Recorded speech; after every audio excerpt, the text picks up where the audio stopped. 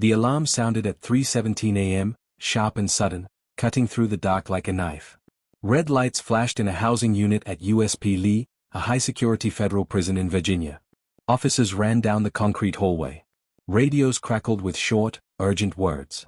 Cell doors slammed shut one by one. Somewhere inside the unit, men were shouting. One voice was screaming for help. Another was yelling orders. The sound echoed off the walls and made everything feel louder, closer, and more dangerous. When officers finally reached the cell, it was already too late. An inmate lay still on the floor. Others stood back, faces hard and silent. No one moved. No one spoke. The air felt heavy, like everyone knew this moment would come sooner or later. This was not the first time. And it would not be the last. That night became another mark in a long list of violent events that earned USP Lee a dark reputation. Repeated inmate killings. Powerful gang rivalries. Too few officers working too many hours. A prison built to hold some of the most dangerous people in the country, now struggling to control them. As medical staff rushed in and officers locked down the unit, one guard leaned against the wall, breathing hard. He whispered to no one in particular, "It's happening again." Outside the prison, the mountains of Southwest Virginia were quiet. Inside, everything was breaking apart. And that is where this story begins. Now the scene freezes there, on flashing lights and locked doors, and we step back to understand how USP Lee became one of the most violent federal prisons in the United States. USP Lee opened in 2003. It was built in a rural area, far from big cities. The idea was simple: keep dangerous inmates away from population centers and keep order with strong walls, cameras, and rules. The prison was designed to hold high-security male inmates, many serving long sentences for serious crimes. At first, things seemed calm. The buildings were new. The systems worked. Officers were trained and hopeful. But prisons are not just buildings. They are people.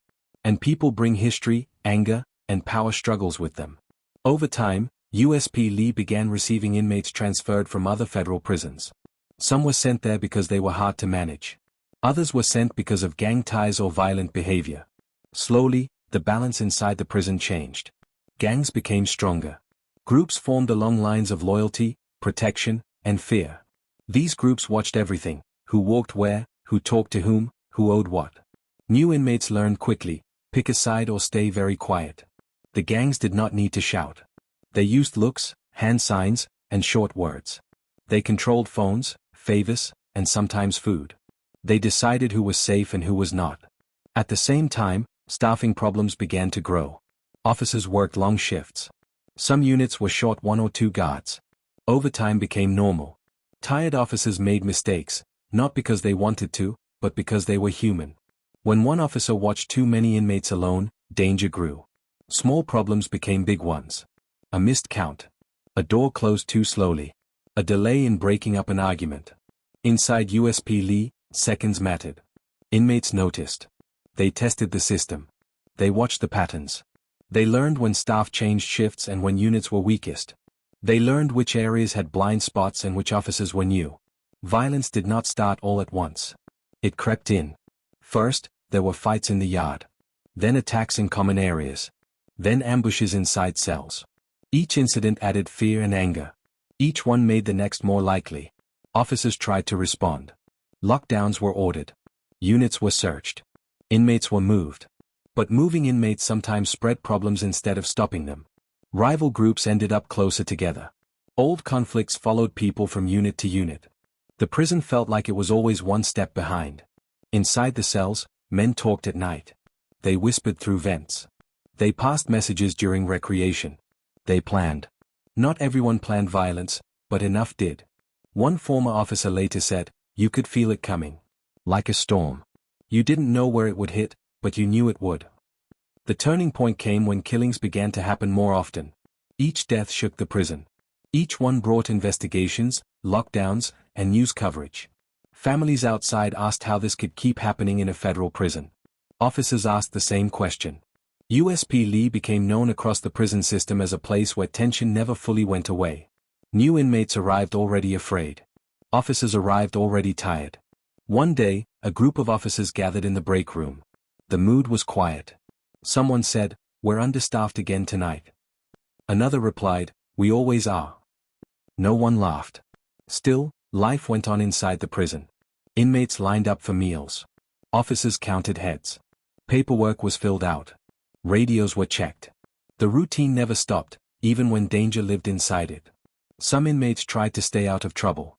They read books. They worked prison jobs. They kept their heads down. But in a place ruled by power, staying neutral was hard. If a gang wanted something, it usually got it. The prison administration knew there was a problem. Reports were written. Requests for more staff were made. But change moved slowly. Meanwhile, tension grew faster. Then came the incident that everyone feared. It started with a simple movement, an inmate being escorted down a hallway. Another inmate watched from a distance. A third blocked a camera view for just a moment. It was fast. Quiet. Planned. By the time officers reacted, the damage was done. That killing sent shockwaves through USP Lee. It was clear that gangs were coordinating attacks. It was clear that understaffing made it easier. It was clear that the prison was at a breaking point. Lockdown followed. Units were sealed. Inmates stayed in cells for long hours. Officers searched everywhere. Weapons were found, simple, homemade, deadly. But lockdowns do not erase anger. They press it down like a lid on a boiling pot. Days later, during a release back to normal movement, another fight broke out. This time, it spread. Shouts echoed. Doors slammed. Officers rushed in teams. Pepper spray filled the air. No one slept well that night. Outside the prison, local communities worried. Inside, officers prepared for the next shift, knowing anything could happen. The most dangerous thing about USP Lee was not one gang or one inmate. It was the mix, powerful gangs, tired staff, and a system stretched too thin. And then came the night we began with. The alarm. The red lights. The body on the floor. As investigators arrived and officers stood guard, one senior staff member looked at the scene and said quietly, "If nothing changes, this will happen again."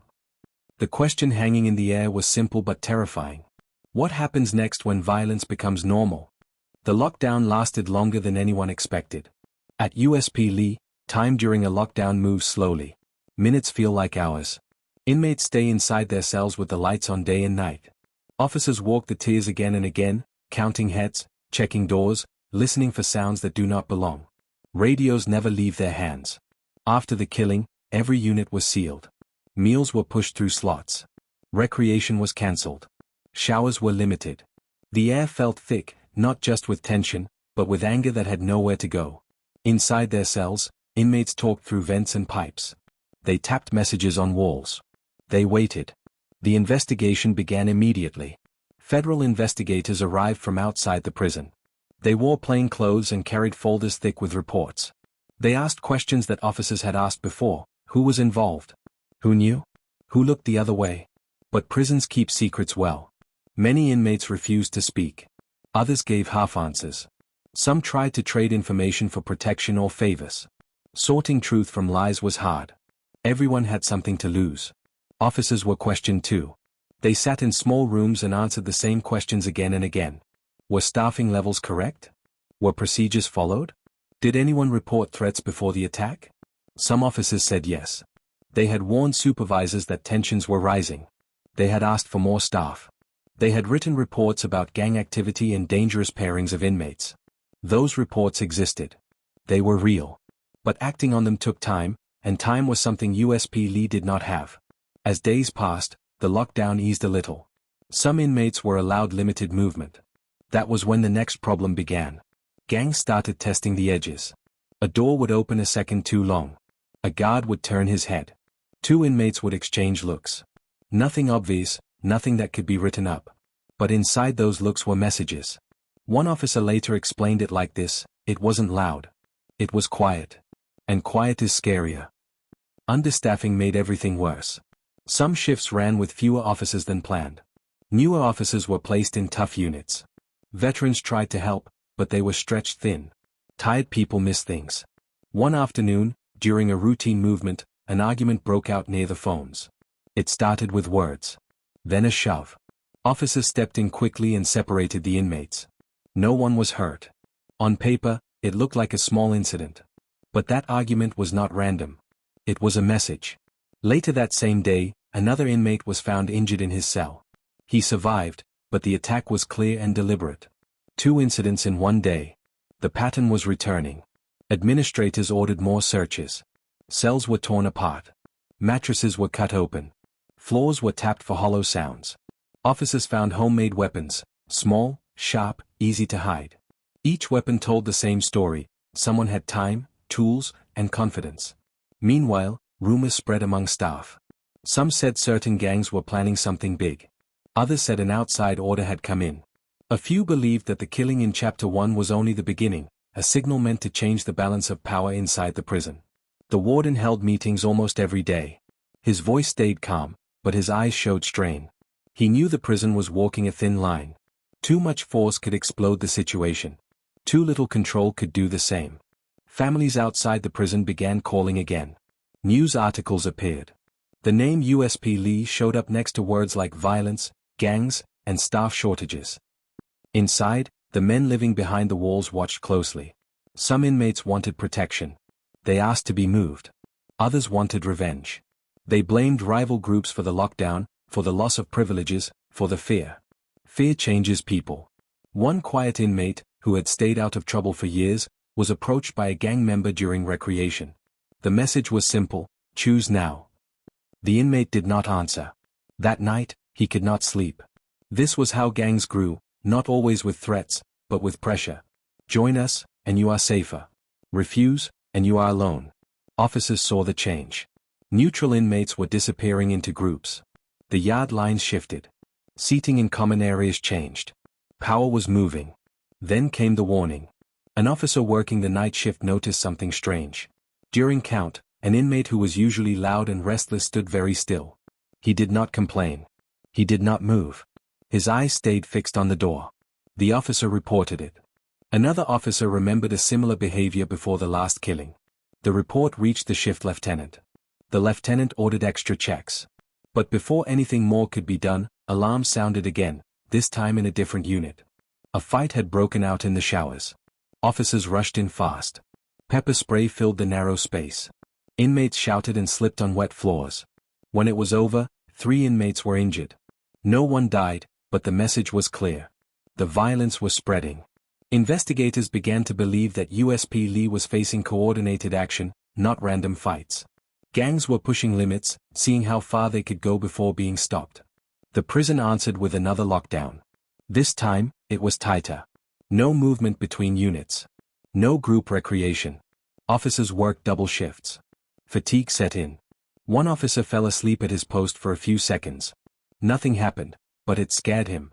He knew what a few seconds could mean. Behind closed doors, administrators talked about emergency measures. Transfers. Special housing. Outside tactical support. But transfers take time. And moving dangerous inmates can move danger with them. Late one night, an informant finally spoke. He told investigators that rival gangs were planning a major attack during the next return to normal movement. He did not know where or when exactly. Only that it would be fast and violent. The warden read the report and felt the weight settle in his chest. If they locked down again, pressure would build. If they opened movement, violence might explode. There was no safe choice. The decision was made to slowly restore movement, with heavy officer presence. The hope was that visibility would stop violence. On the first morning, inmates left their cells carefully. Officers lined the walkways. Radios buzzed constantly. Eyes watched everything. For a moment, it seemed to work. Then, in a housing unit far from the front offices, a door opened. A scream followed. Officers ran. Radios screamed codes. Inmates scattered. When they reached the cell, blood was on the floor. Another inmate was down. This time, the injuries were severe. The unit was sealed. Medical teams rushed in. Officers stood shoulder to shoulder, forming a wall between rival groups. The prison was officially in crisis. News broke quickly. Headlines spoke of another violent incident at USP Lee. Questions were asked in Washington. Reports were demanded. Inside the prison, gangs watched the response closely. Every move by staff told them something. Every delay meant opportunity.